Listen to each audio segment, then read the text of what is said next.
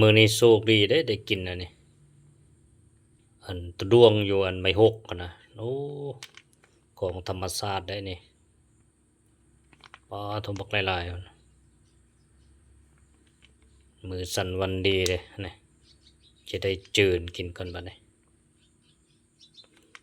โอ้คือสิคักมันดีขนาดได้อันนี้นะของป่าของดงหากินยากเด้อันนี้มีโปรตีนหลายเด้อันนี้บำรุงสุขภาพร่างกายเด้ล้างมันก่อนถึงหลักอนามัยใส่ตู้เย็นไว้โป้คือจิคักเลยเว้ย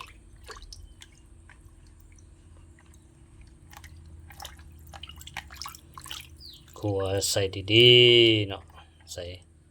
ของผักแฮมคักๆอาหารชั้นสูงนะ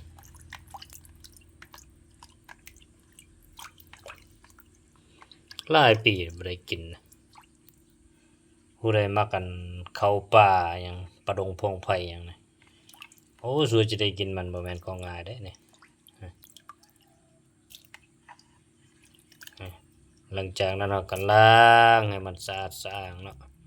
เพื่อให้มันถึงหลักอนามัยล้างขี้ฝุ่นขี้หยังออกไปนั่นล่ะคั่วเฮ็ดแซ่บๆกันเนาะโอ้จะมันดีนะแซ่บคือแมงมันมันกินไม่หกแบบอันไม่หกอ่อนๆนะกินอันมันอยู่ในน่ะเป็นอันตะดวงตะนอนอยู่ในอันไม่หกมันนะบางอันไม่หกไม่เหี้ยมันหยังนะมันก็มีตัวเจียจักตัวเจียมันเข้าไปนั่นมันไปเกิดอันใดวะเกิดอยู่ไม่หกไม่เหี้ยหยังบางอันปองอะนะตัวเจียก็บักหลายๆอันนี้เนี่ยเป็นอันตะดวงเนาะอันนี้บางปองก็เต็มแต่ตะดวงอันไม่หกไม่เหี้ยแบบอันไม่ไผ่อ่อนๆนะอันจะแก่ก็บ่แก่นะมันอยู่มันเกิดอยู่ในอันนะมันกินอันไม่หกไม่เหี้ยเป็นอาหารมันนะหล่อเลี้ยงชีวิตมันนะ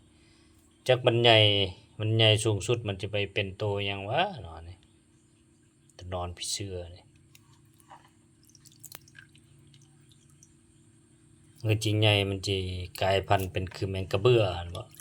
ว่าจังได๋บ่เคยเห็นจักเทื่อเด้ช่วงมันใหญ่สูงสุดเนาะมันก็อาจบางเทื่ออาจจะมีปีกจะมีอันนี้อันนั้นไปเนาะมันก็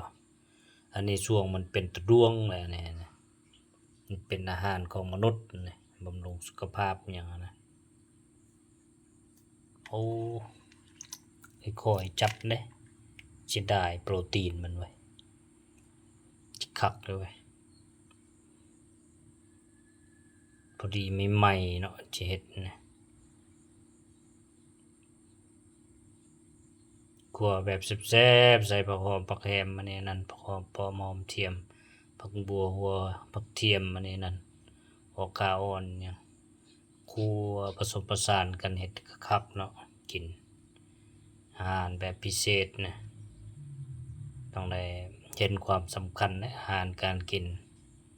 มันจะหล่อเลี้ยงร่างกายให้ได้อาหารนี่แหละมันไปเป็นอันจิตวิญญาณกินอาหารดีก็สมองดี